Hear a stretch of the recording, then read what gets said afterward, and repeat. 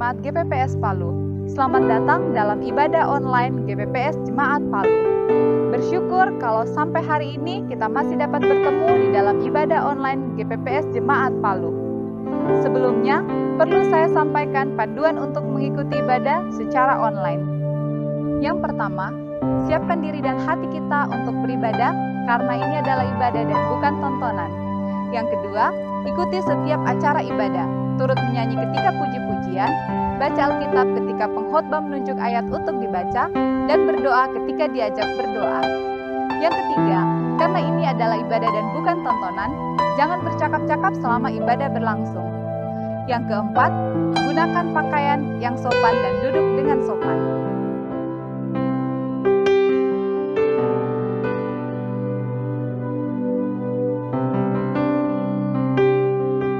Shalom jemaat Tuhan. Sekali lagi shalom jemaat Tuhan. Shalom. Haleluya. Kita bersyukur pagi hari ini kembali Tuhan menyatakan kasih anugerahnya bagi kita. Kita bersama-sama boleh berkumpul di tempat ini. Saya percaya kita punya satu tujuan. Kita datang ke tempat ini untuk memuji dan menyembah Tuhan. Amin. Amin. Mari kita siapkan hati kita. Kita tanggalkan segala beban dan kesedihan apapun yang ada di hati kita. Fokus. Pagi hari ini kita bersama-sama hanya mau meninggikan nama Tuhan. Karena firman Tuhan berkata, ketika Yesus ditinggikan di muka bumi ini, maka dia akan menarik semua orang untuk datang kepadanya. Amin. Mari bersama-sama, saya mengajak kita semuanya, satu hati. Kita mau menyembah, memuji Tuhan, sebab hanya dia yang layak ditinggikan, hanya dia yang layak dipuji. Haleluya.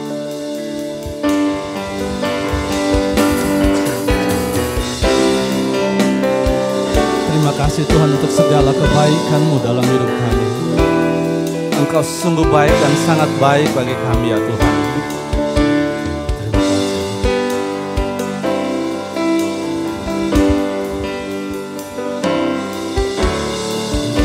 Yesus, Kau sungguh baik. Yesus, nama-Mu Yesus, ku cinta Kau selalu, ku tinggikan, ku agungkan selamanya. Yesus, Kau sungguh baik. Yesus, nama-Mu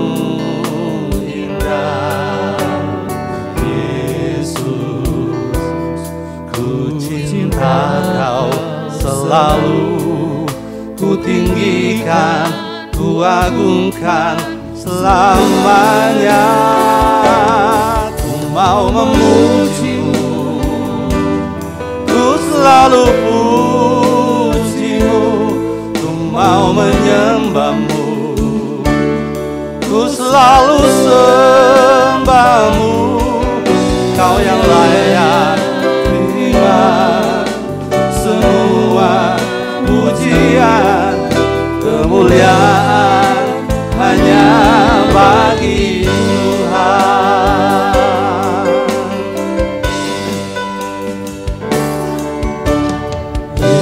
Yesus, Kau sungguh baik. Yesus, nama-Mu yang terindah dari segala yang ada ya Tuhan. Indah Yesus, kami mencintai-Mu selalu, cinta Kau selalu, ku tinggikan, ku agungkan selamanya. Yesus, Kau sungguh baik. Yesus, nama-Mu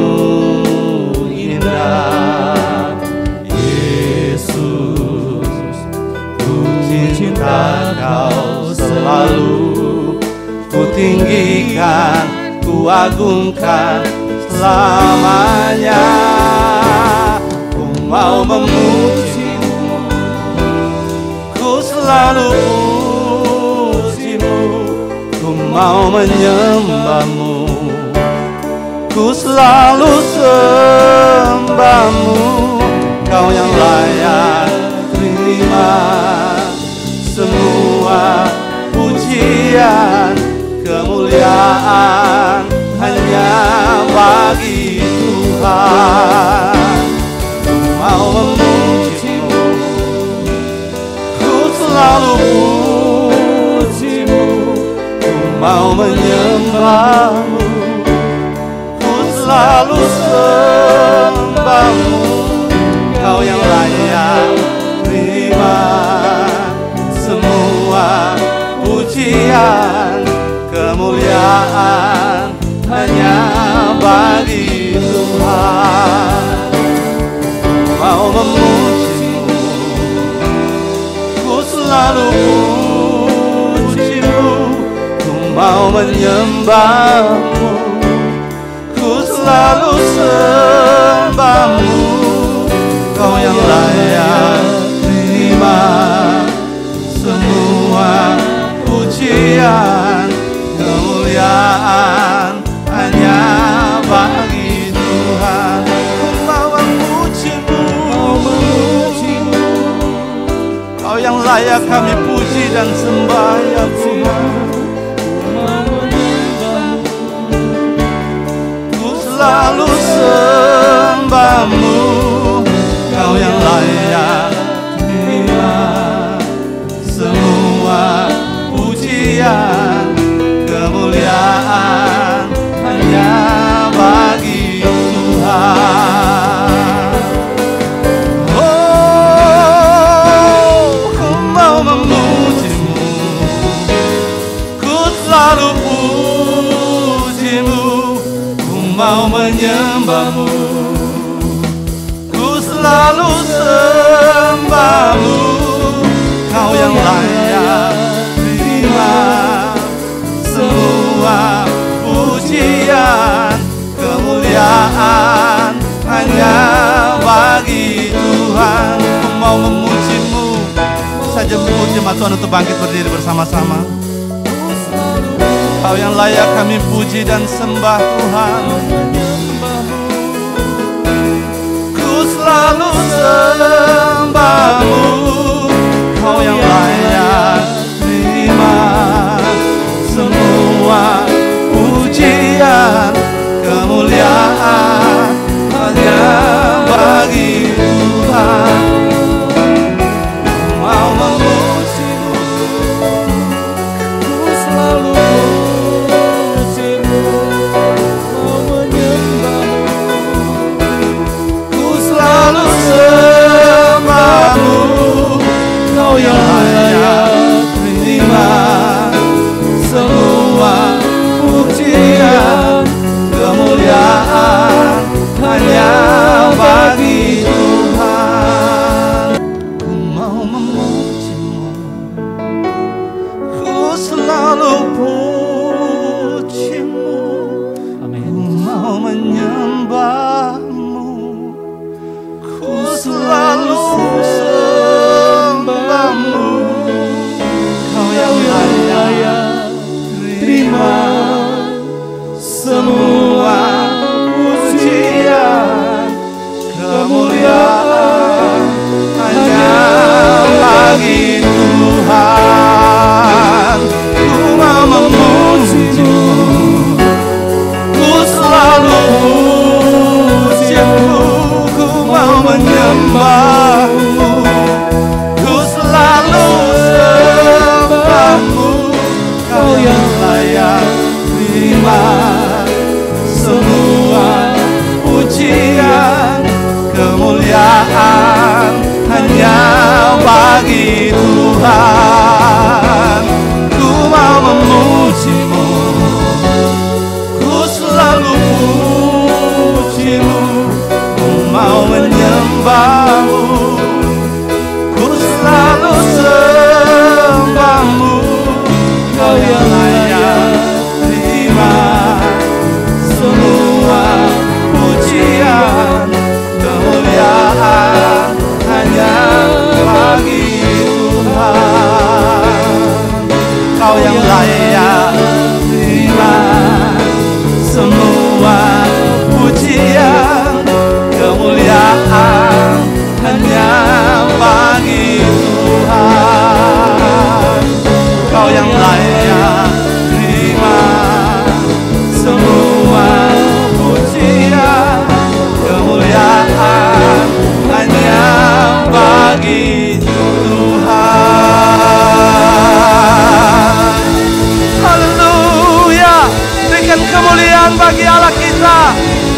bersorak-sorai. Haleluya, haleluya, Kau yang layak Tuhan. Haleluya, pagi ini kami menyatakan iman kami di hadapan hadirat-Mu ya Tuhan. Lewat pujian ini kami menyatakan bahwa hanya Engkau pribadi satu-satunya yang layak menerima setiap pujian, penyembahan dari setiap kami ya Tuhan. Amin. Terima kasih ya Tuhan, dan pagi hari ini kami mau lebih lagi untuk memuji dan memuliakan Engkau. Bebaskan roh kami ya Tuhan. Biarlah setiap kami datang ke hadapan hadirat-Mu dengan penuh sukacita, dengan hati yang gembira. Kami boleh memuji, memuliakan Engkau. Terima kasih Bapa. Terpujilah nama-Mu, dan segala kuasa kegelapan apapun bentuknya, setiap roh-roh orang kuat yang ada di wilayah tempat ini ya Tuhan, setiap kekuatan si jahat apapun yang akan menghalangi kami, yang berusaha mengintimidasi kami untuk kami tidak dapat memuji dan memuliakan Engkau dengan bebas dan leluasa. Saat ini dengan hak iman otoritas yang Engkau berikan kepada kami, kami bersatu hati memanggil nama Tuhan. Di dalam nama Tuhan Yesus Kristus kami mau ikat patahkan, hancurkan semuanya dalam nama Tuhan Yesus. Terima kasih Bapak, terpujilah Engkau di dalam nama Tuhan Yesus Kristus kami berdoa. Haleluya. Amin. Haleluya, haleluya. Berikan ketepangan dan kemuliaan bagi Allah kita. Haleluya. Haleluya. Silakan duduk jemaat Tuhan. Mari kita datang ke hadapan hadirat Tuhan dengan hati yang penuh sukacita, dengan senyum dan hati yang gembira. Haleluya. Datang ke hadirat Tuhan dengan hati yang penuh sukacita. Datang ke hadirat Tuhan dengan senyum dan muka yang gembira. Tanggalkan beban dan kesedihan yang ada di dalam hatimu. Kenakan jubah pujian, sambut hadirnya Sang Raja. Dan gunung-gunung pun bersorak-sorai memuji Dia. Dan pohon-pohon pun bertepuk tangan memuji Dia. Kita sekalian di sini berkumpul dan memuji Dia. Yesus Tuhan Raja, Dialah yang berkuasa di atas pujian. Haleluya. Datang ke hadirat Tuhan dengan hati yang penuh sukacita. Amin. Datang ke hadirat Tuhan dengan senyum dan muka yang gembira. Tengok kanan kiri. Tanggalkan beban dan kesedihan yang ada di dalam hatimu. Sama-sama kita kenakan jubah pujian. Sambut hadirnya Sang Raja. Dan gunung-gunung pun bersorak-sorai memuji Dia. Mari jemaat Tuhan saja kita bangkit berdiri sekali lagi. Dan pohon-pohon pun bertepuk tangan memuji Dia. Amin. Kita sekalian yang di sini, kita di sini berkumpul dan memuji Dia. Kenakan jubah pujian. Yesus Tuhan Raja, Dialah yang berkuasa di atas pujian. Satu hal telah ku minta kepada Tuhan, itu yang aku ingini. Diam di rumah Tuhan seumur hidupku, menyaksikan kemurahan Tuhan dan menikmati baiknya dan menikmati kuasanya dan menikmati kasih-Nya dan menikmati firman-Nya. Satu hal telah ku minta kepada Tuhan, itulah yang ku ingini. Diam di rumah Tuhan seumur hidupku, menyaksikan kemurahan Tuhan dan menikmati baiknya dan menikmati rasanya dan menikmati kasih-Nya dan menikmati firman-Nya. Haleluya, mari kita bersukacita memuji Dia. Dia yang layak kita puji, kita sembah. Haleluya.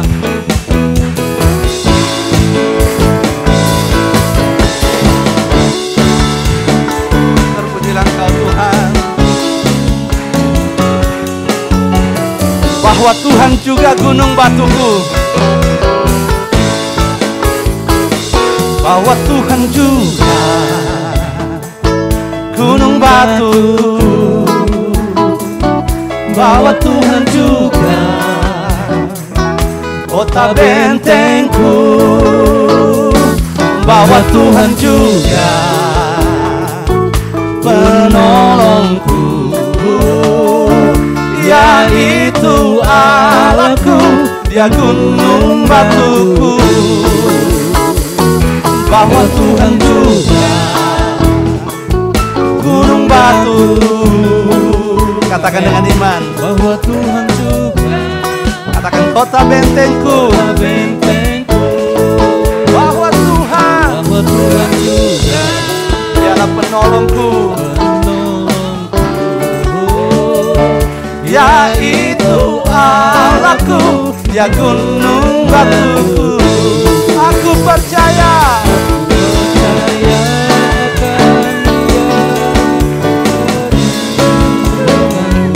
aku percaya akan Dia, tanduk selamatku. Aku percaya akan Dia, sang perisaiku, tempat perlindungan yang tinggi. Aku percaya akan Dia, perlindunganku. Aku percaya akan Dia, tanduk selamatku. Aku percaya akan Dia, sang perisaiku, tempat perlindungan yang tinggi. Sekali lagi katakan dengan iman, aku percaya Dialah perlindungan kita. Aku percaya akan Dia, tanduk selamatku. Aku percaya akan Dia, sang perisaiku, tempat perlindungan yang tinggi, tempat perlindungan yang tinggi, tempat perlindungan yang tinggi. Haleluya, Dialah Allah tempat perlindungan bagi kita. Amin. Haleluya. Haleluya, haleluya. Sekali lagi berikan tepuk tangan yang paling meriah bagi Allah kita. Haleluya. Mari kita siapkan hati kita untuk mendengarkan kebenaran firman Tuhan. Firman Tuhan sudah mengingatkan kita bahwa apapun juga yang kita lakukan tanpa kasih, semua sia-sia adanya. Meskipun kita menyerahkan segala milik kita bagi orang lain, kita menyerahkan diri kita untuk dibakar untuk orang lain, tanpa kasih semua sia-sia. Teriakan pujian ini, biarlah menjadi doa kita bersama. Lebih tinggi dari gunung, lebih dalam dari lautan, lebih luas dari samudra. Itulah kasih Tuhanku, karuniai aku akan kasih-Mu yang dunia tiada miliki. Anugerah-Mu ubah hidupku setulus dengan kasih. lebih tinggi dari gunung, lebih tinggi dari gunung, lebih dalam dari lautan, lebih dalam dari lautan, lebih luas dari samudra raya. lebih luas dari samudra. Itulah kasih Tuhan bagi saya dan saudara. Itulah kasih Tuhanku. Doa kami saat ini ya Tuhan, Karuniai kami akan kasih-Mu yang dunia tidak yang miliki. dunia tiada miliki. Anugerah-Mu ubah hidupku setulus dengan kasih-Mu.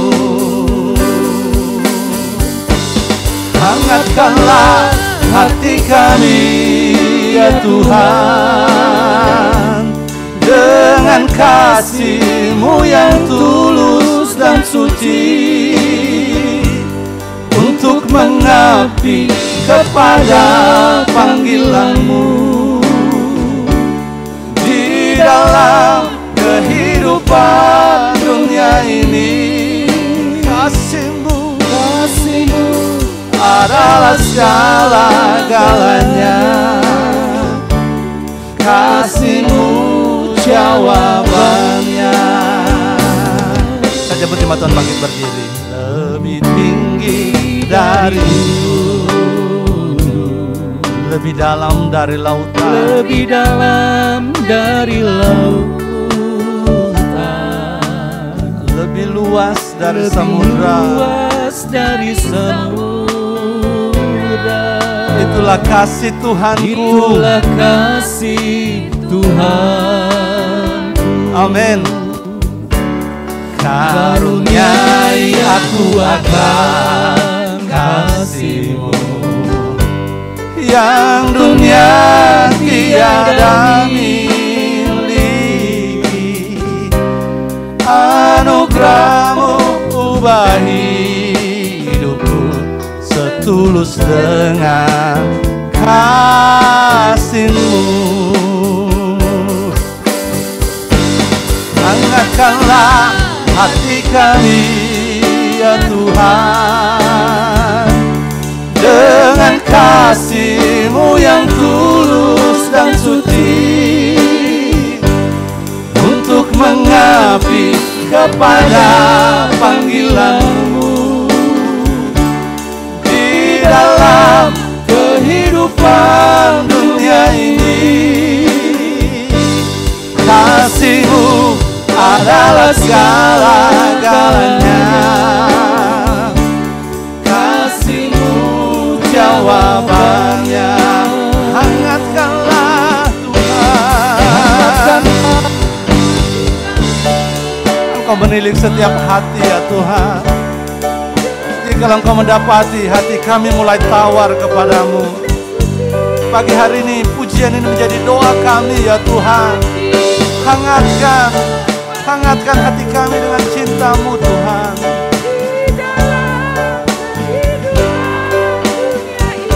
Oh kasih-Mu,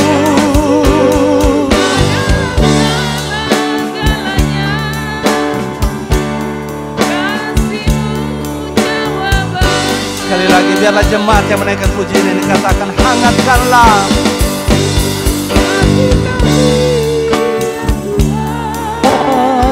Doa kami saat ini ya Tuhan. Dengan kerendahan hati kami memohon, biarlah kiranya Tuhan Engkau memulihkan setiap hati. Kami mau melayani-Mu Tuhan. Kami mau melayani-Mu Yesus. Oh kasih-Mu, kasih-Mu, kasih-Mu segala-galanya. Lagi katakan dengan iman, hangatkanlah, hangatkanlah hati kami. Kami butuh sentuhan-Mu Tuhan. Kami butuh sentuhan tangan-Mu yang penuh kasih. Hangatkan hati kami Tuhan. Kami rindu melayani-Mu.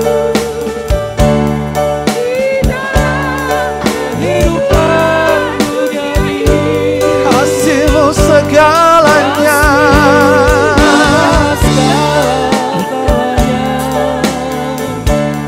Kasih-Mu jawabannya. Kasih-Mu segalanya. Kasih-Mu jawabannya Tuhan. Oh, Kasih-Mu segala-galanya.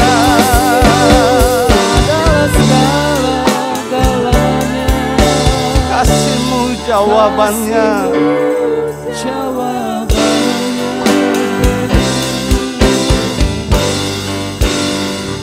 Amin, amin, amin Tuhan. Terima kasih Bapa di surga, kami bersyukur kepadamu saat pagi hari ini. Kami boleh memuji dan menyembah Engkau. Adalah anugerah yang terindah bagi kami. Kesempatan dan waktu yang Kau berikan kepada kami ya Tuhan untuk menyembah Engkau, memuji dan memuliakan, meninggikan akan nama-Mu ya Tuhan. Terima kasih Bapa di surga, sempurnakan apa yang kami sudah lakukan saat pagi hari ini. Kami rindu apa yang kami lakukan saat ini Tuhan boleh merupakan dupa yang berbau harum. Kami persembahkan kehadirat-Mu ya Tuhan. Terima kasih ya Tuhan, kami bersyukur. Pagi hari ini kami rindu mendengarkan kebenaran firman Tuhan. Sucikan, kuduskan hati dan pikiran kami ya Bapa. Kami boleh mengerti dan memahami akan setiap firman Tuhan yang kami dengarkan pada saat pagi hari ini. Allah Roh Kudus tolong kami, agar kami boleh memahami dengan benar kebenaran-Mu pada pagi hari ini. Amen. Bahkan untuk melakukannya dalam kehidupan kami setiap hari. Amen. Terima kasih Bapa di surga, kami bersyukur. Hamba-Mu yang Kau percayakan untuk menyampaikan kebenaran pada pagi hari ini ya Tuhan. Kami bawa ke hadirat-Mu ya Tuhan. Sertai hamba-Mu dengan roh-Mu ya Tuhan. Amen. Urapi hamba-Mu ya Tuhan, agar setiap perkataan-perkataan bahkan apapun yang dinyatakannya disampaikan kepada kami semua jemaat Tuhan pada pagi hari ini adalah rencana Tuhan, kehendak Tuhan, isi hati Tuhan bagi kami semua. Amen. Hari-hari ini Tuhan. Terima kasih Bapa, kami bersyukur. Segala rancangan kuasa kegelapan, roh jahat apapun bentuknya yang mau mencuri taburan benih firman Tuhan dari dalam hati kami, bahkan mau mencoba mengalihkan perhatian kami ketika kami mendengarkan firman Tuhan, kami satukan hati kami di dalam nama Tuhan Yesus Kristus. Kami ikat, kami patahkan, kami hancurkan kuasanya di dalam nama Tuhan Yesus Kristus. Dengan penuh ucapan syukur kami mau sambut firman Tuhan. Kami alaskan semua doa kami di dalam nama Tuhan Yesus Kristus. Kami berdoa. Haleluya. Amin. Amin. Silakan duduk jemaat Tuhan.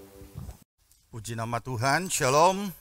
Puji Tuhan, kita bersyukur diberikan lagi kesempatan anugerah untuk boleh beribadah pada hari ini. Terpuji nama Tuhan.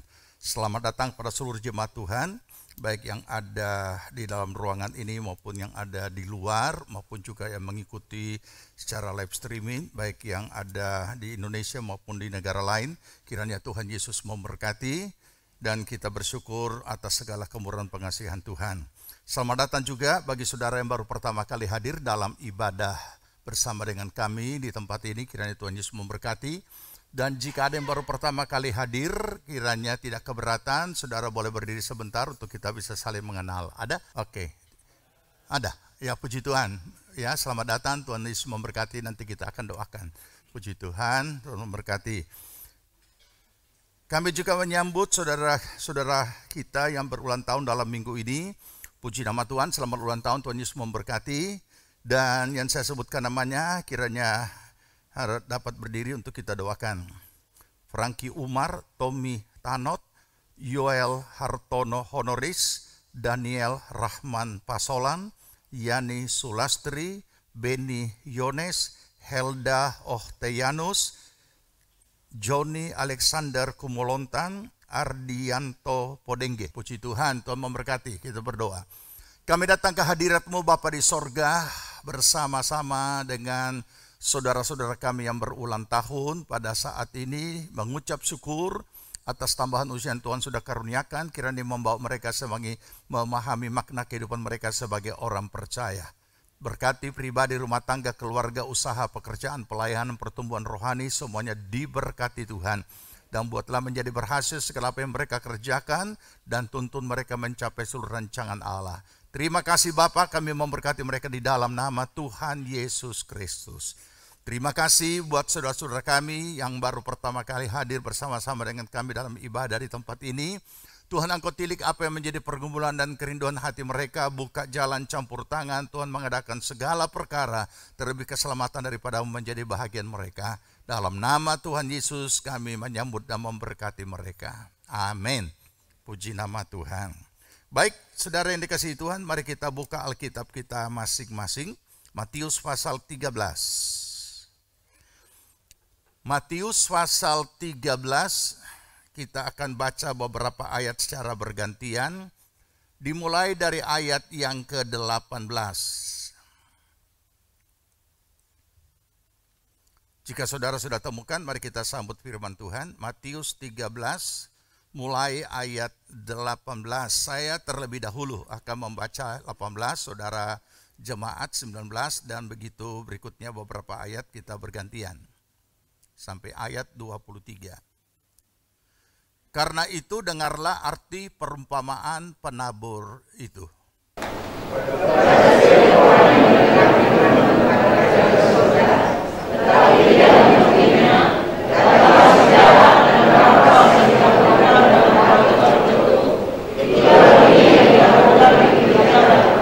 Benih yang ditaburkan di tanah yang berbatu-batu ialah orang yang mendengar firman itu dan segera menerimanya dengan gembira. Tetapi dia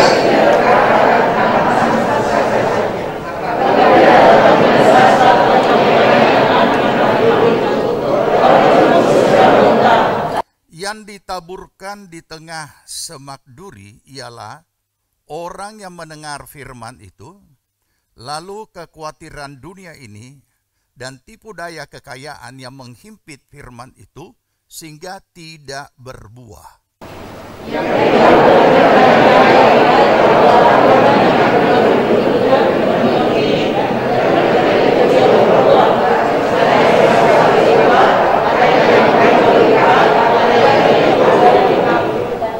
Pembacaan berikut Roma 10 ayat 17. Roma 10 ayat 17. Sudah? Kita baca sama-sama.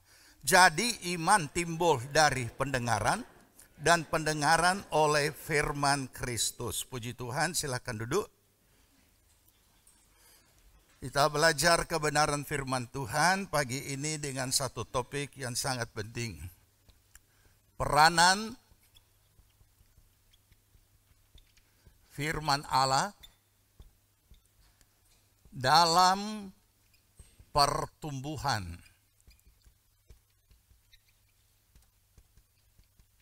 iman atau rohani kita.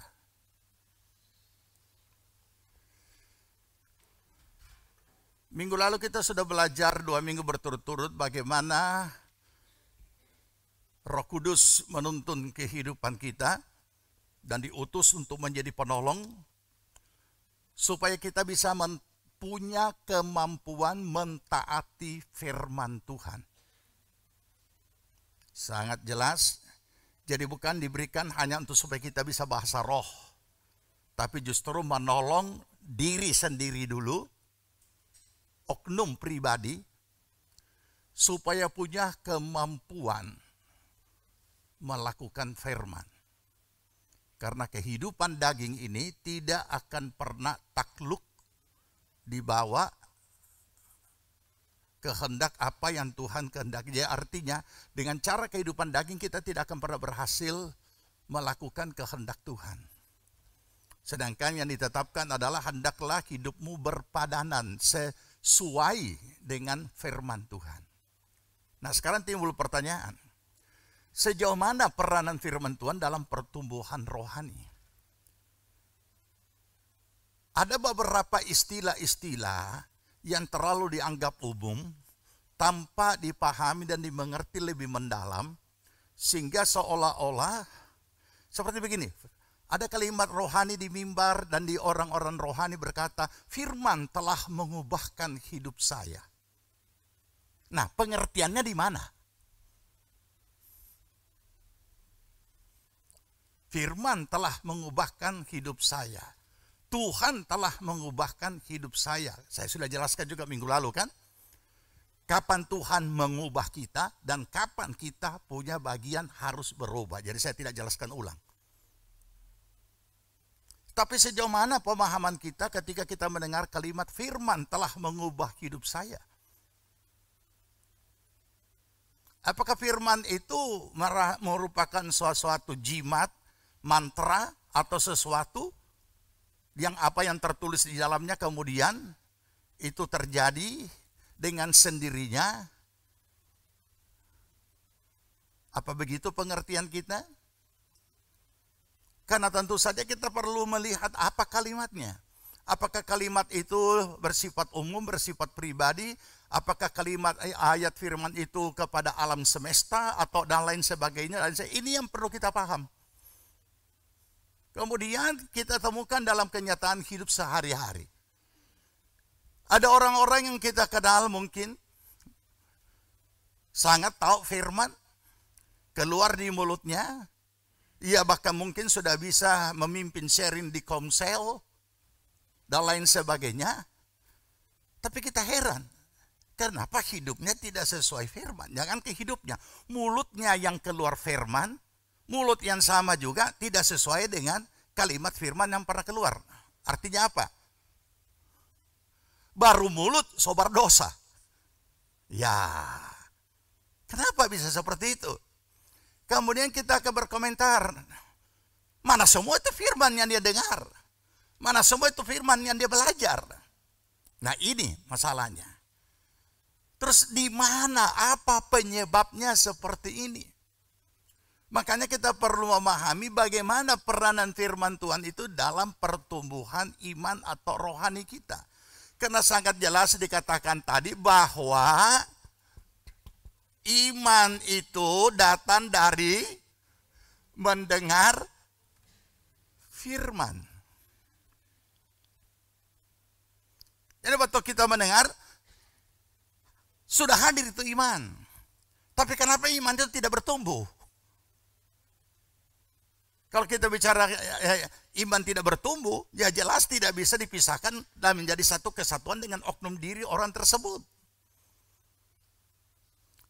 Dan karena iman itu tidak kelihatan, hanya ada dalam hatinya, maka itu akan terekspresi dalam kehidupan sehari-hari dari segala gaya hidup. Bukan cuma sikap, tapi gaya hidupnya. Di seluruh aspek. Nanti kita baca ayatnya. Di seluruh aspek hidupnya nampak bahwa dia adalah satu pribadi yang memiliki iman di dalam hal sesuai dengan firman Tuhan di dalam hidupnya. Tapi kenapa tidak? Jangan-jangan juga terjadi pada kita, tapi mungkin tidak sering, tapi ada kalanya kadang-kadang terjadi seperti itu. Sehingga pertumbuhan kita terhambat. Ya, oke, kita baca dulu. Kita perhatikan ini. Dari mana awalnya hal tersebut terjadi?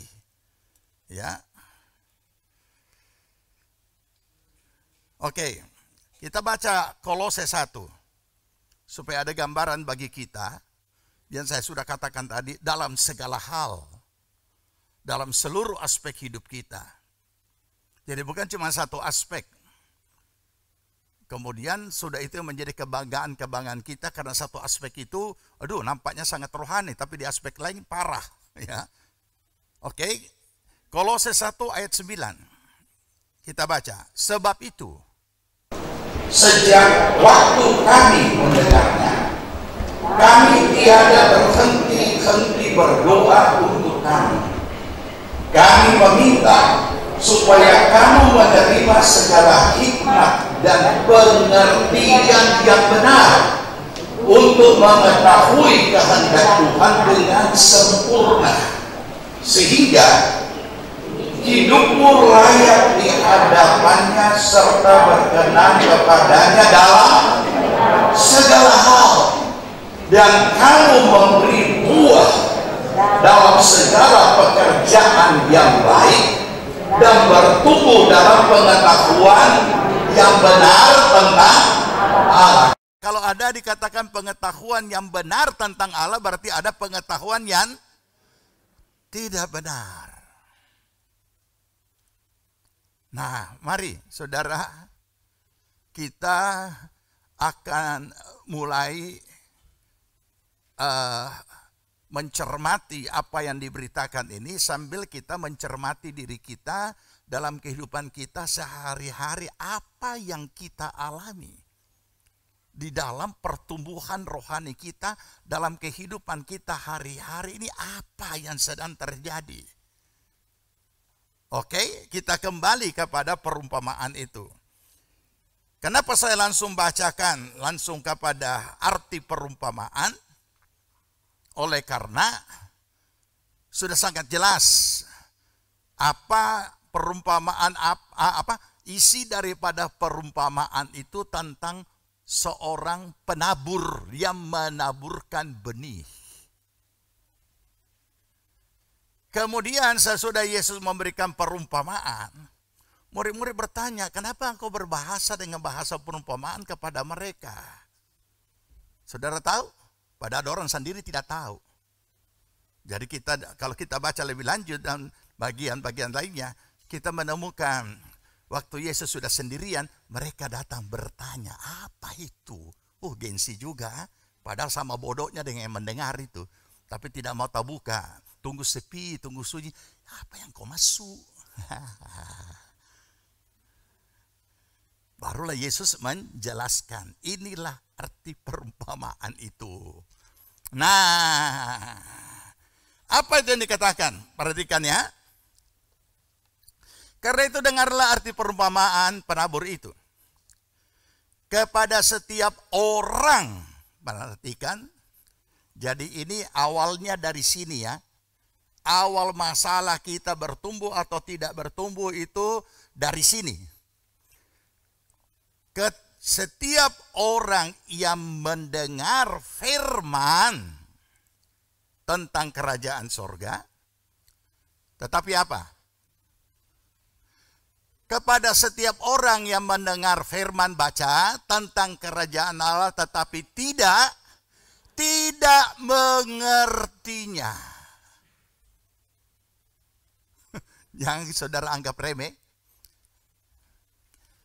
Pasti saudara sudah paham kalimat yang sering saya ucapkan karena sudah jadi populer di kalangan kita.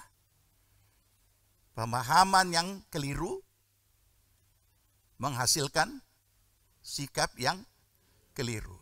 Sikap yang keliru menghasilkan tindakan yang keliru. Tindakan yang keliru menghasilkan kefatalan. Jadi semua dimulai dari pemahaman, pengertian. Ini urut-urutannya. Begitu tidak mengerti, ini tidak mengerti. Ada juga parah, salah mengerti. Mana lebih parah, tidak mengerti dengan salah mengerti. Kalau tidak mengerti blank ya. Tapi kalau salah mengerti dia bisa jadi sesat. Karena dia punya pengertian sendiri. Jadi dengan sendirinya kalau salah mengerti, tindakan sikap salah, tindakan salah. Makanya dimulai dari sini. Orang yang mendengar firman tentang kerajaan Allah tapi tidak mengertinya.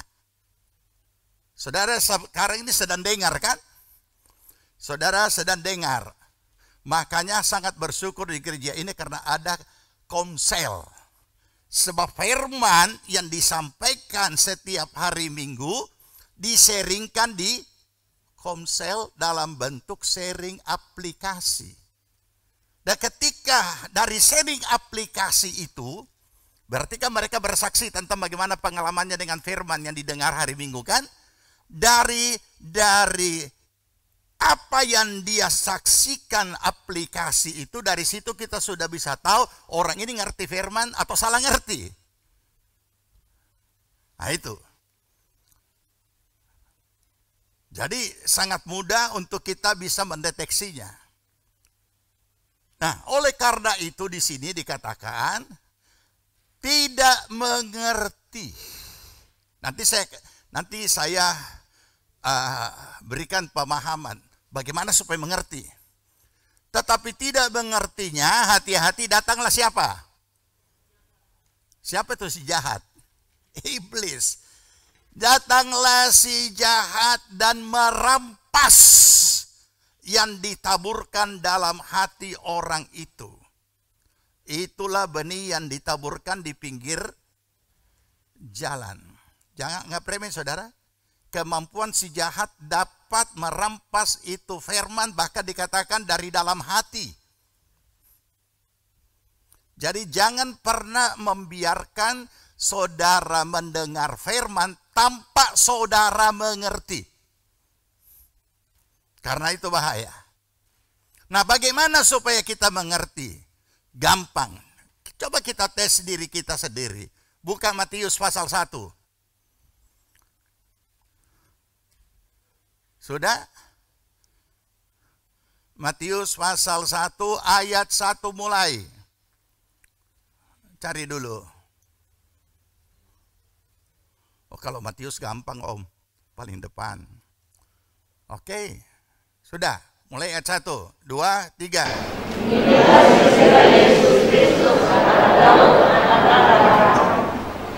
Terus 2.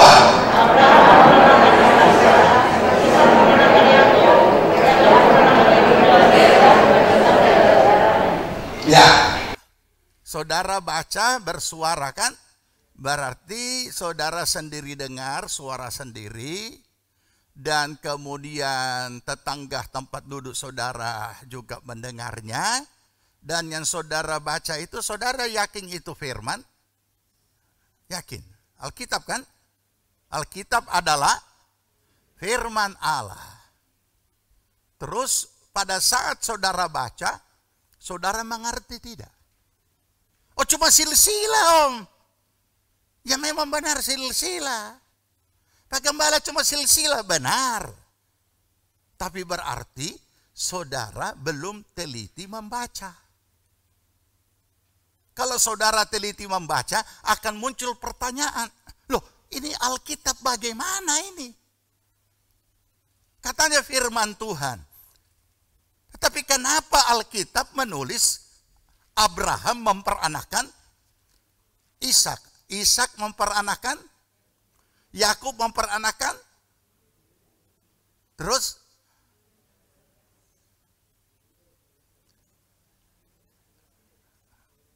tidak betul kan? Karena itu semua laki-laki yang beranak. Kalau saudara belum muncul pertanyaan seperti ini, berarti saudara belum membaca dengan seksama. Harusnya, siapa istrinya Sarah? Siapa istrinya Abraham? Aduh, so buka teka-teki. Siapa istrinya Abraham? Karena saya suka tahu. Istrinya Abraham adalah, harusnya kan ditulis, Sarah memperanakan Ishak. Siapa istrinya Ishak? Kita tidak mau kasih tahu. Harusnya kan? Tapi kenapa bisa ditulis Alkitab justru Abraham memperanakkan Ishak? Ishak beranak Yakub. Jadi makanya di dalam membaca sebenarnya sederhana dalam kita membaca satu ayat itu kan kalimat. Kita harus paham dulu kalimatnya. Mengerti. Untuk mengerti, ya berarti muncul, kenapa begini ya? Kenapa laki-laki beranak ya? Tentu kita tidak mengerti kan? Nah, kalau tidak mengerti, itulah sebabnya di gereja ini bikin pemuridan. Karena di pemuridan itu, di kelas-kelas pemuridan lah, di situ kita belajar firman. Supaya bisa mengerti. Belum lagi yang lain-lain. Kita bisa jadi bingung. Nah, jadi tidak mungkin kita bisa bertumbuh rohani atau iman kita kalau kita tidak belajar untuk mengerti firman. Sebab kalau kita belum mengerti, kita coba lakukan, maka kita akan melakukan sesuai pemahaman kita sendiri. Harus harus belajar, tidak bisa tidak.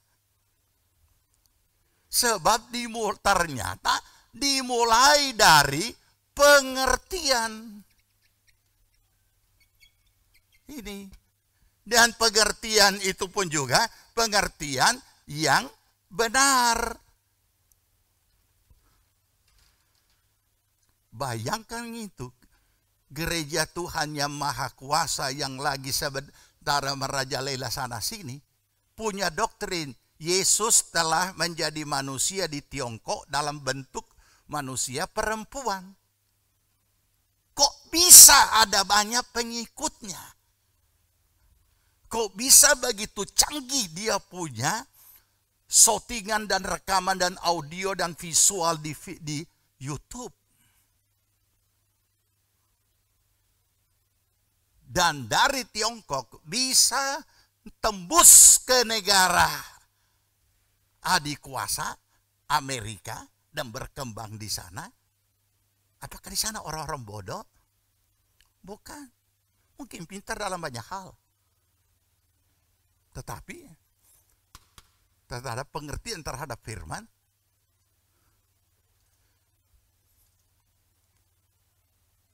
perempuan nih. Siapa jadi Yesus sih di perempuan-perempuan? Ada yang satu. Logika saja. Nah, inilah bahayanya.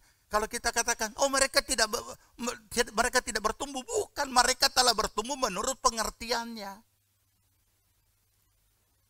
Jadi itu bahayanya. Karena pertumbuhan itu dimulai dari pengertian. Jadi kalau pengertiannya itu pemahamannya salah, keliru, maka dia juga akan bertumbuh dalam kesesatan. Ini bahayanya. Karena semua tergantung dari pengertian. Jadi kebenaran firman itu sendiri sudah cabut, dikatakan diambil, dia rampas. Dan orang itu karena tidak mengerti, tidak ada apa-apa. Oke, kita lanjut lagi. Apa lagi?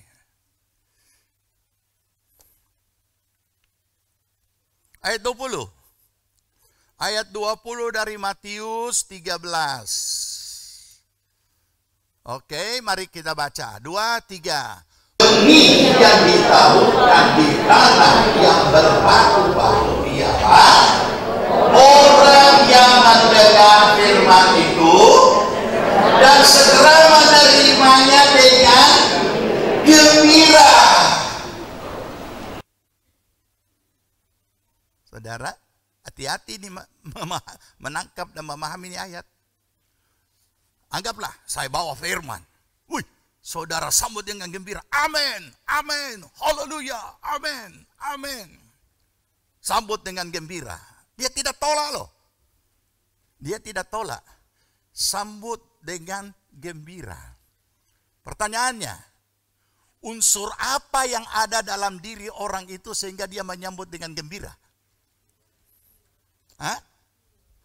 Apa? Unsur apa? Ada unsur karena mengerti itu firman sehingga dia sambut dengan gembira? Sekarang saya mau tanya, jujur ya. Firman yang mana yang saudara biasanya sambut dengan gembira? Kita kembali pada diri kita saja, tidak usah orang lain. Firman mana yang saudara bisa sambut dengan gembira adalah firman yang ketika disampaikan dan kepala saudara.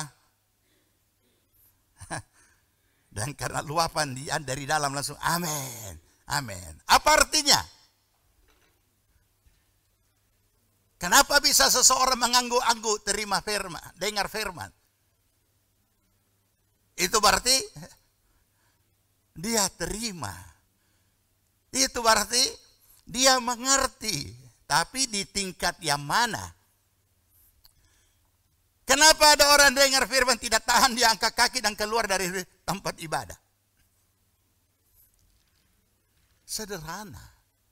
Ketika firman kita sambut dengan angguk-angguk, belum tentu iman yang berkata amin.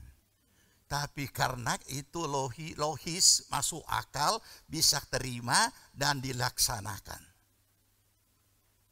Bukankah begitu? Berapa banyak firman yang saudara juga tidak berani menggeleng-geleng kepala menolak, tapi di dalam bersumpah-sumpah. Nah. Kenapa bisa mengangguk-angguk? Karena masuk di akalnya. Dan kenapa dia bisa masuk di akalnya? Karena firman yang diberitakan itu belum berisi kalimat perintah. Kalau firman itu sudah berisi kalimat perintah, tidak ada perintah Tuhan yang masuk akal. Catat itu. Jadi jangan kita membodohi jemaat, membawanya kepada iman angan-angan. Tidak ada satupun perintah Tuhan yang masuk akal. Dan tidak bisa dia diterima oleh akal. Hanya bisa diterima oleh iman dan dilakukan oleh iman. Dan logika tidak berfungsi. Cobalah saudara sebutkan salah satu perintah Tuhan. Apa masuk akal tidak? Tidak ada. Disitulah hukum iman dibutuhkan. Karena hukum logika tidak bisa menembus hukum iman. Hukum iman bisa menembus hukum logika. Nah di sini. Jadi yang seperti ini kadangkala kita terjebak. Oh puji Tuhan deh. Apa kita bilang dia tidak tolak? Senang sekali dia. Jangan dulu. Karena saudara tahu apa sebab kalimat berikutnya, ayat berikutnya. Kita ketemu di sini. Apa itu? Bersambut dengan gembira, tetapi ia tidak berakar dan tahan sebentar saja. Apabila datang penindasan atau penganiayaan karena firman itu, orang itu pun segera murka. Oh kasihan. Tidak berakar.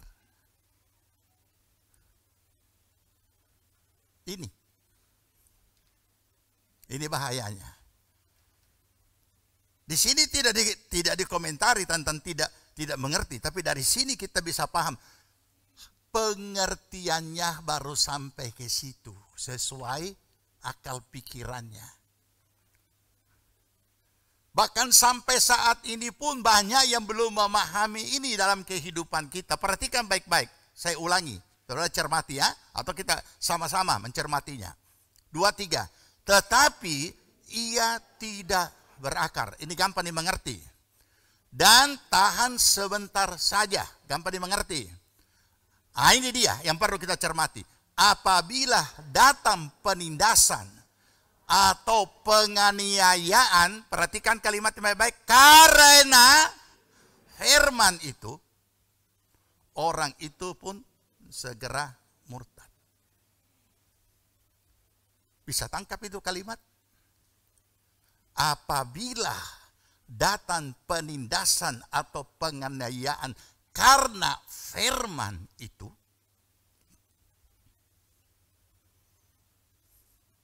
inilah yang perlu kita dalami. Segala macam apapun bentuk realitas hidup kita yang merupakan tantangan-tantangan hidup yang kita alami di dalam hidup kita, perlu kita sadari. Ini adalah tantangan iman.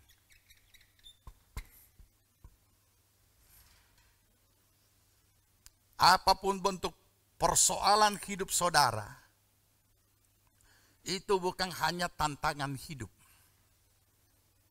Apapun bentuk persoalan hidup saudara, itu bukan hanya sekedar perjuangan hidup, tapi perjuangan iman. Kalau saudara orang percaya. Karena setiap orang percaya sudah ditetapkan harus rubah gaya hidupnya, yaitu hidup oleh iman. Jadi ketika saudara mengalami problem, saudara dan saya mengalami problem-problem bentuk apapun dari aspek manapun hidup kita, sebenarnya adalah sasarannya menghancurkan iman kita. Dan di dalamnya ada firman. Apabila datang penganiayaan dan penindasan karena firman, apakah kita bisa pertahankan firman itu untuk tetap kita lakukan?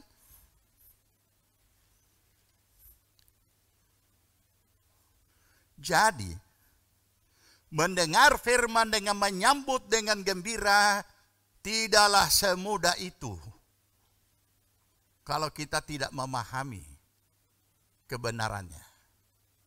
Apalagi ketemu dengan perintah yang tidak masuk akal. Tidak heran.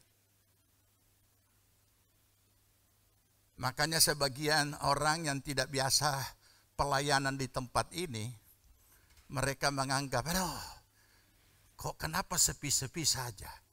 Di lain tempat kami ibadah, kami khotbah dengan kalimat yang menggelegar, semua tepuk tangan. Di tempatnya Pak Martino kok sunyi senyap? Iya, memang. Jadi ada hamba Tuhan pernah datang jauh hari sebelum Jawa, sudah cukup lama. Merasa sepi-sepi. Ya, kami tidak terbiasa mendengar firman tanpa pengertian, jadi tidak mau ikut-ikut. Beri amin saudara-saudara, beri ini rame-rame tepuk tangan. Ini apa semua? Tidak salah itu tepuk tangan. Rame-rame tepuk tangan, rame-rame amin, ya dan lain sebagainya. Jangan juga kita sudah mengerti firman, kemudian kita tidak kita bisa mengaminkan tapi kita tidak aminkan.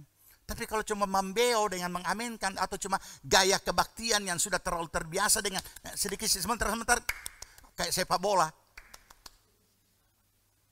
Kayak jemaat supporter, dan saudara tahu beberapa pengkhotbah menjadikan jemaat yang datang ibadah itu supporternya. Jadi dia loyo sekali berkhotbah kalau tidak ada respon dari jemaat. Amin, haleluya. Sehingga kalau tidak ada tepuk tangan, beri tepuk tangan. Ada, bangkit lagi semangat, buka lagi tuh ilham. Bukan begitu. Kita tidak hanya asal membio. Nah, oke, kembali ke sini. Jadi di sini dikatakan penindasan atau penganiayaan karena firman. Saudara siap menerima firman? Ya, yang mengerti saja yang jawab, yang tidak mengerti tidak usah jawab tiap apa. Ada hamba Tuhan tidak dijawab, dia bilang ini gereja tidak ada roh bekerja. Ini jemaat bukan supporter. Dengarkan, iman datang dari mendengar firman. Berarti iman kita sangat tergantung kepada firman. Tapi tidak semua orang siap menerima firman.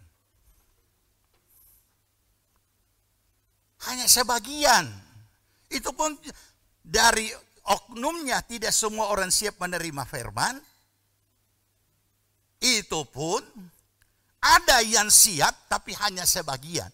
Yaitu tadi, ini ya yang kita bahas kan. Sambut dengan gembira, yang cocok dengan pikirannya, yang cocok dengan kemauannya, yang menyenangkan di telinganya.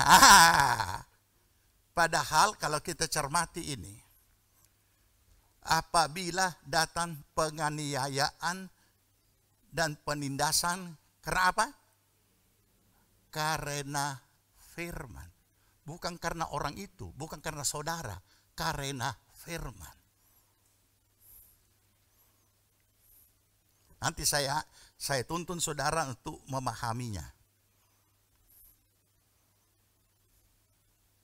Saya ulangi ya. Aniaya penindasan datang bukan karena problem saudara, tapi karena firman yang saudara miliki. Siap? Siap menerima firman? Makanya saya ulangi lagi pertanyaan tadi. Mau siap terima firman? Ya pastilah kita bilang amin. Karena iman kita tidak bisa lepas dari firman.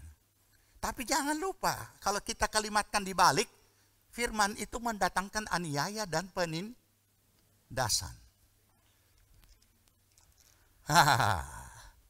Ini kalau cuplikan ini dipotong-potong baru di YouTube kan, orang anggap kita sesat dengan kalimat yang saya ucapkan. Firman itu menghadirkan penindasan dan penganiayaan. Jelas. Datang penindasan dan penganiayaan karena, jelas kan? Ini bukan sesat, jelas kalimatnya. Cuma perlu kita mengerti apa maksudnya. Oke, saya berikan contoh konkret supaya kita tidak bingung.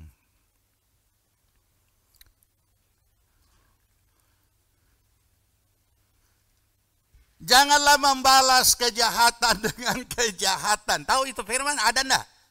Ada enggak ayat seperti itu? Oh amin. Ada memang. Malah diberikan cara lagi. Tewaskanlah kejahatan dengan kebajikan. Ada itu ayat? Ada. Saudara sudah punya itu ayat? Saudara mau terima itu ayat?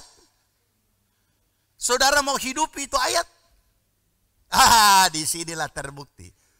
Untuk membuktikan itu bahwa aniaya dan penindasan karena firman, dan kalau saudara miliki itu ayat, berarti saudara sudah terima itu ayat firman, berarti saudara juga siap untuk menerima bentuk kejadiannya, bentuk peristiwanya. Siap? Nah inilah. Karena untuk tidak membalas kejahatan dengan kejahatan itu tidak gampang. Apalagi menewaskan kejahatan dengan kebaikan. Oh, itu tindakan yang sangat mulia. Masuk akal? Nah inilah salah satu perintah yang tidak masuk akal. Yang seolah-olah tidak manusiawi. Memang, tetapi iman bisa melakukan kalau mau melakukan. Jadi sebenarnya yang diserang ini firman Allah yang ada di dalam imannya atau oknum diri kita. Sasarannya memang adalah firman, iman. Tetapi yang punya iman itu kan oknum diri. Jadi jelas kita mengalaminya. Makanya itu namanya tantangan iman dan perjuangan iman. Dan hasilnya adalah pengalaman iman.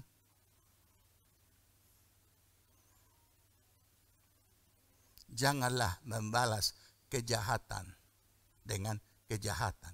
Berarti harus siap dulu terima orang bikin jahat. Saudara, firman Allah itu hidup dan berkuasa. Firman Allah itu bukan hanya sekedar kata-kata hikmat, kata-kata mutiara yang dipungut-pungut, disambung-sambung kemudian menjadi kalimat yang indah. Ada seperti kalimat daripada para motivator-motivator kalau memotivasi orang, aduh kalimatnya indah-indah. Belakangan ketahuan salah satu motivator yang sangat terkenal dan selalu muncul di televisi sekarang hilang di peredaran oleh karena bermasalah. Pasti saudara sudah tahu. Dan saya tidak perlu sebut nama. Segitu terkenalnya luar biasa. Tapi begitu suatu kasus terbuka, habislah dia karena ternyata kalimat-kalimat yang begitu indah tidak sesuai dengan kalimat-kalimat yang indah itu dia pakai menyelesaikan masalah yang sedang dia menimpa hidupnya. Akhirnya habis, hilang. Tidak pernah lagi kita lihat hari ini. Sudah cukup lama, bertahun-tahun tidak pernah muncul lagi di televisi. Nah itulah pembuktian bahwa firman Allah itu hidup dan berkuasa. Nah ini. Tapi ada kalanya umumnya kita tidak nangkap sampai di situ. Kita cuma mengeluh, sakit hati, karena tidak mengerti kan? Kenapa? Padahal tujuannya adalah supaya kita gagal melakukan firman. Tujuannya iblis itu. Makanya dikatakan ini berakhir dengan sangat mengerikan loh. Kenapa? Orang itu segera murtad. Orang itu segera, saudara tahu murtad? Murtad itu berarti tidak akan bisa balik lagi. Itu murtad. Bukan cuma tersesat, murtad itu parah. Itu kesesatan yang berujung dengan murtad. Nah, itulah sebabnya perlu kita paham ini. Oke? Lanjut dulu, tidak usah terlalu lama di sini. Sekarang jadi dikatakan penyebabnya apa? Tidak berakar. Kalau tidak berakar, tentu saja jangankan berbuah, bertumbuh saja tidak. Tetapi kita yang tidak paham, kita jadi ini orang ini luar biasa ya. Dia sambut firman dengan gembira. Tadi kan menyambut dengan gembira, dengan sukacita. Kenapa bisa begini ya? Nah, jadi disinilah kita perlu memahami, jangan sampai itu terjadi pada diri kita. Karena iblis bisa menggiring kita sampai kepada murtad.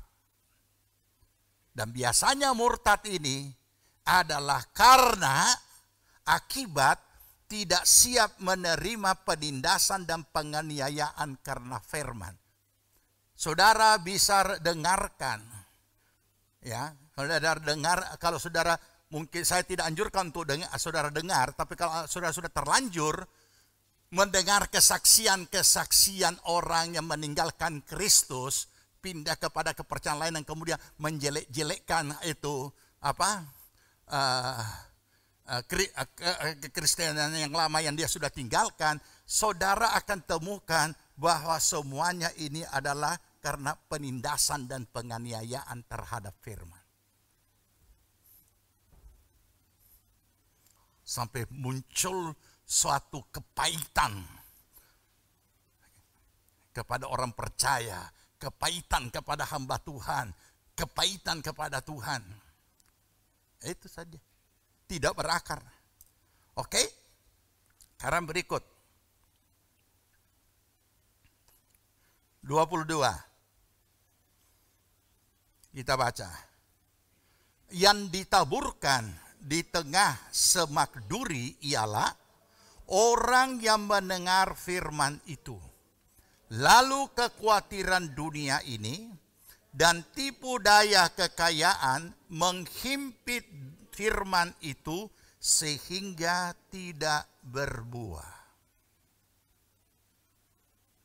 Ada dua hal. Kekhawatiran dunia dan tipu daya kekayaan. Hati-hati. Itu menghimpit itu firman. Ada dua kekuatan yang mampu menghimpit firman. Walaupun dikatakan firman itu berkuasa, firman itu hidup dan berkuasa. Tapi kita temukan. Minggu yang lalu kita sudah temukan ada satu kekuatan yang bisa menghimpit firman juga, yaitu tradisi. Tradisi menggagalkan firman. Itu masih merajalela pada gereja-gereja Tuhan sampai kepada akhir zaman ini.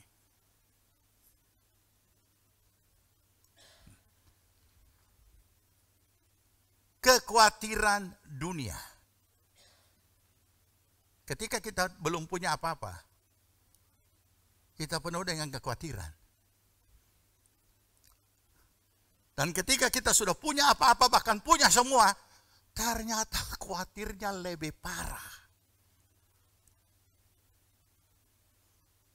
Jadi ada, kalau kita tahu bahwa ini kekhawatiran ini itu sebenarnya sudah ada jawabannya dalam Filipi 4 ayat 6. Janganlah hendaknya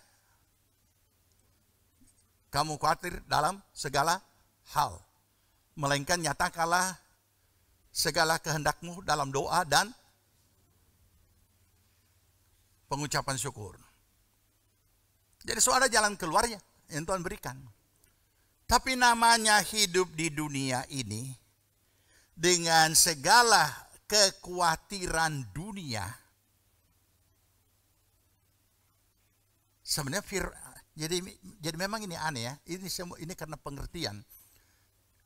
Sebenarnya firman Tuhan itu diberikan bagi kita untuk kita lakukan. Itu adalah jawaban untuk setiap persoalan. Tidak ada yang tidak ada jawaban firman untuk setiap persoalan hidup kita. Sehingga sekaligus merupakan kekhawatiran.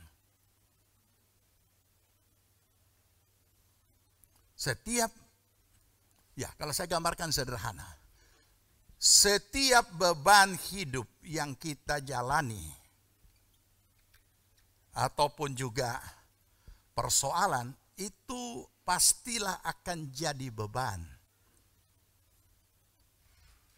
Dan setiap beban ini ada khawatirnya. Tapi jangan lupa yang mendatangkan yang khawatir itu siapa? Oknum diri orang tersebut. Bukan persoalan yang khawatir, kita orangnya yang khawatir. Persoalan tetap persoalan, masalah tetap masalah. Bahkan masalah yang mendatangkan kekhawatiran dan kita sebagai manusia lahiriah khawatir. Berarti yang khawatir itu manusianya, oknum dirinya. Dan oknum diri itu kalau dia adalah anak Tuhan, orang percaya, berarti manusia lahiriah dari orang percaya itu yang khawatir. Beban itu sendiri tidak pernah khawatir, malah mendatangkan kekhawatiran. Tetapi nyanyian rohani membingungkan kita karena dia berkata, serahkanlah segala. Bantu Kim, lanjutkan. Bahasa mimbar juga membingungkan kita. Saudara-saudara yang datang dengan beban berat, mari taruh di kaki Yesus, jangan bawa pulang. Siapa juga yang suka bawa pulang. Tapi begitu kita bubar kebaktian, kita pulang, dia tak ikut.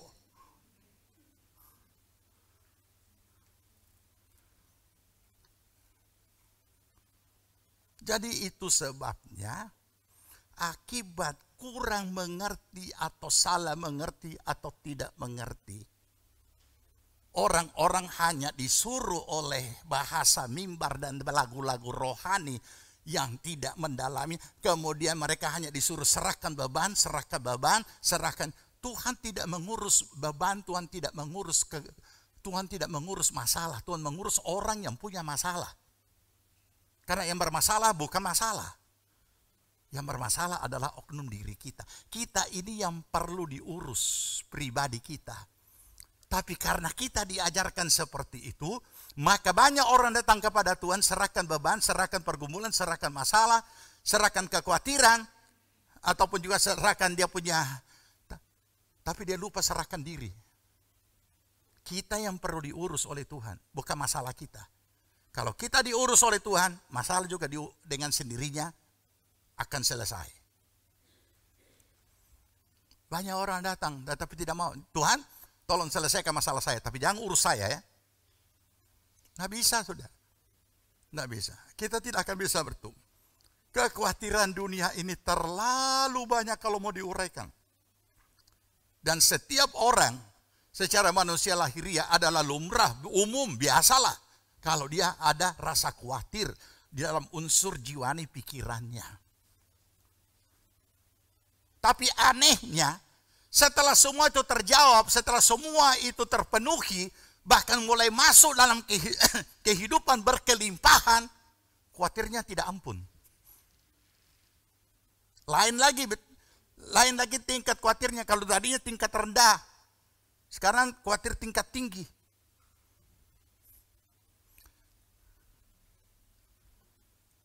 Ini menunjukkan bahwa apapun bentuknya kekayaan dunia, tipu daya kekayaan, menunjukkan kita sudah harus waspada.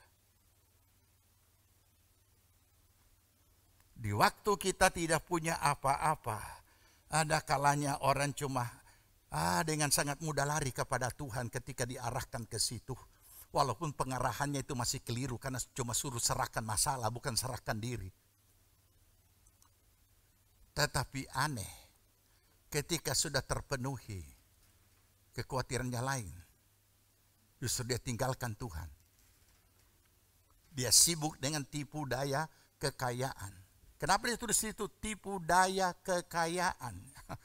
Berarti di dalam kekayaan itu, di dalamnya kalau kita tidak hati-hati, kita bisa jatuh dalam tipu dayanya.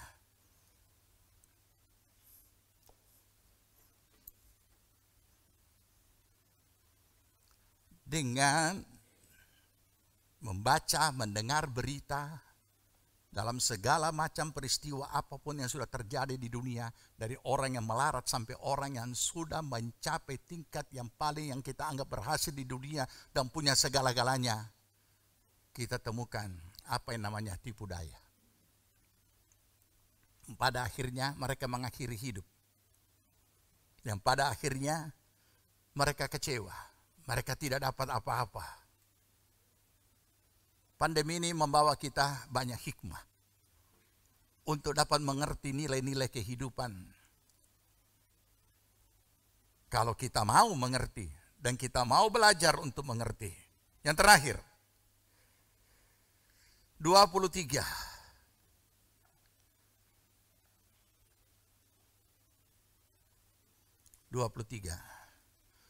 Yang ditaburkan di tanah yang baik ialah orang yang mendengar firman itu dan mengerti.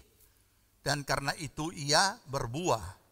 Ada yang 100 kali lipat, ada yang 60 kali lipat, ada yang 30 kali lipat. Bermultiplikasi, berbuah. Dan kita tahu berbuah itu kalau pohon itu sudah tumbuh.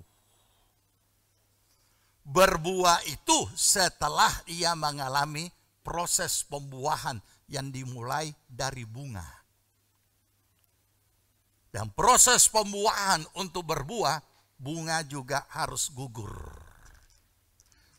Ada orang juga yang cuma sampai di berbunga, tidak sampai kepada buah.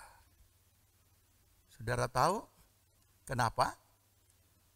Ia tidak siap menerima proses pembuahan. Proses pembuahan hanya akan terjadi ketika ini bunga keluar. Dan begitu bunga keluar, betapa indahnya. Dan begitu bunga keluar, kita langsung dengan sukacita. Aduh, tidak lama lagi sudah berbuah. Tapi ada yang menyakitkan. Ada proses yang seringkali anak Tuhan tidak siap. Karena ketika buah akan keluar, bunga ini gugur.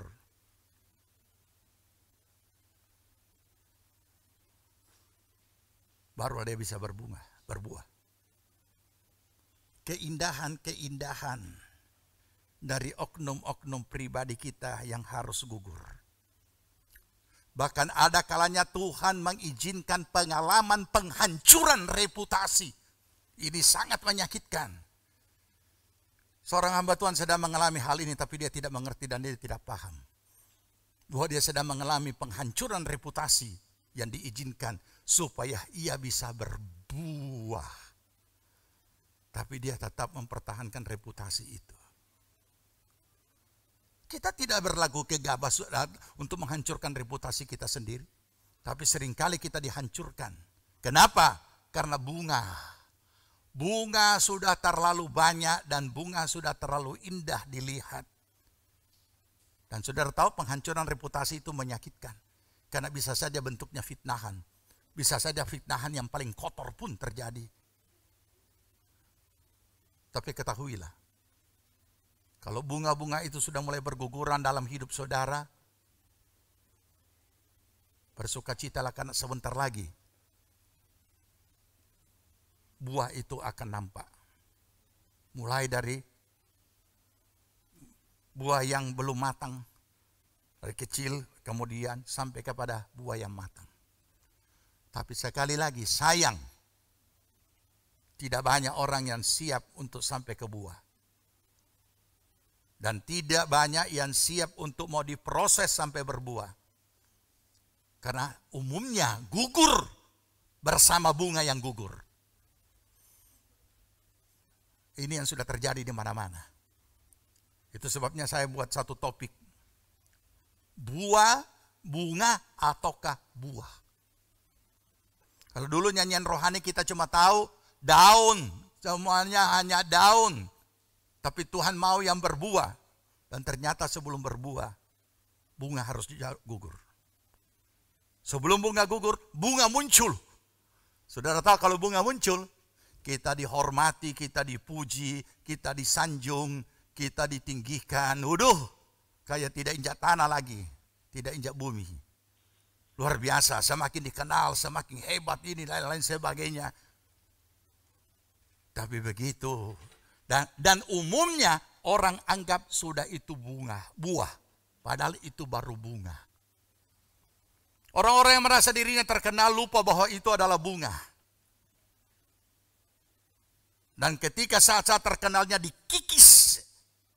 Apa yang dikikis? Saudara tahu? Untuk mempermudah, ini cuma pelajaran SD.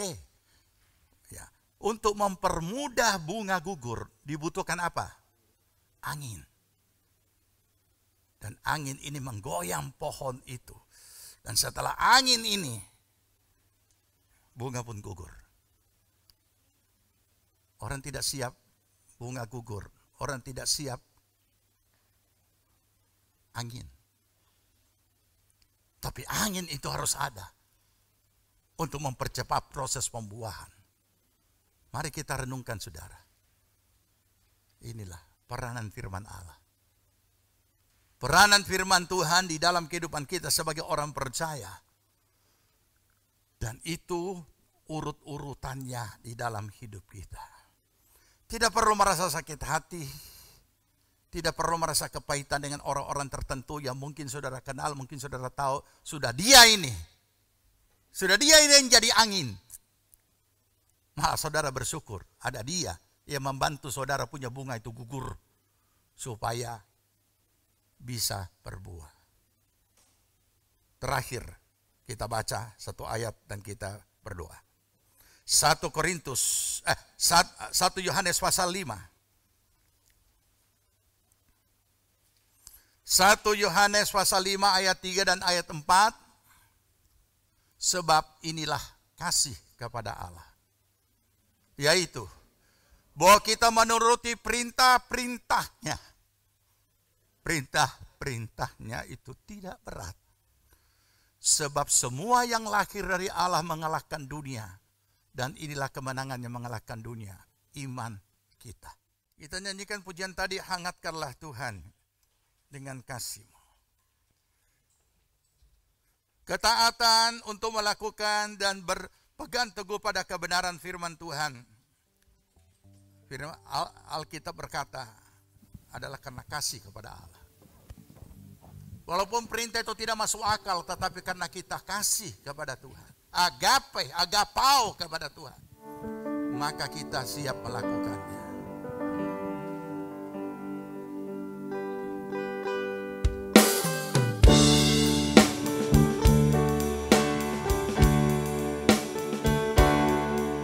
Lebih tinggi dari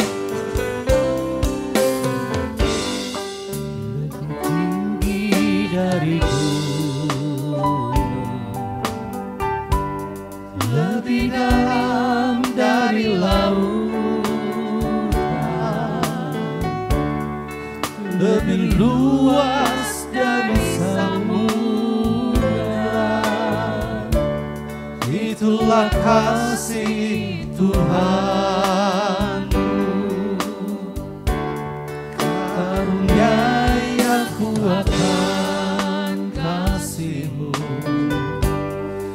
yang mulia tiada miliki.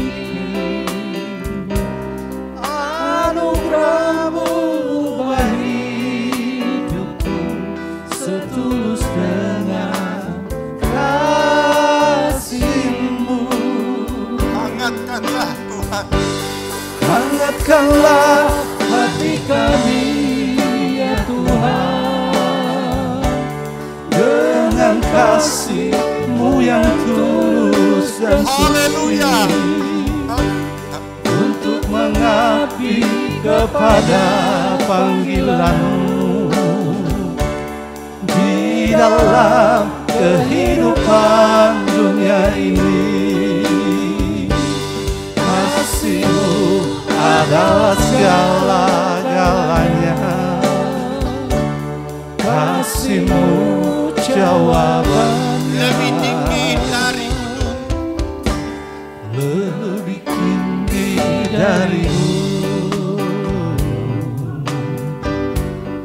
lebih dalam dari lautan, lebih luas dari samudra. Itulah kasih Tuhan. Amin, amin, amin. Karuniai aku akan kasih-Mu yang dunia tiada milik. Amin, amin. Anugerah-Mu bagi hidupku setulus dengan kasih. Oh, hangatkanlah hati kami Tuhan. Hangatkanlah hati kami ya Tuhan, dengan kasih-Mu yang tulus dan suci. Amin, amin. Untuk mengabdi kepada panggilan-Mu di dalam kehidupan dunia ini. Kasih-Mu adalah segala-galanya, kasih-Mu jawabannya. Hangatkanlah hati kami ya Tuhan, dengan kasih-Mu yang tulus dan suci, untuk mengabdi kepada panggilan-Mu di dalam kehidupan dunia ini. Kasih-Mu adalah segala-galanya, kasih-Mu jawabannya. Kasih-Mu adalah segala-galanya, kasih-Mu jawabannya. Kasih-Mu adalah segala-galanya, kasih-Mu jawabannya. Haleluya Yesus. Oh haleluya.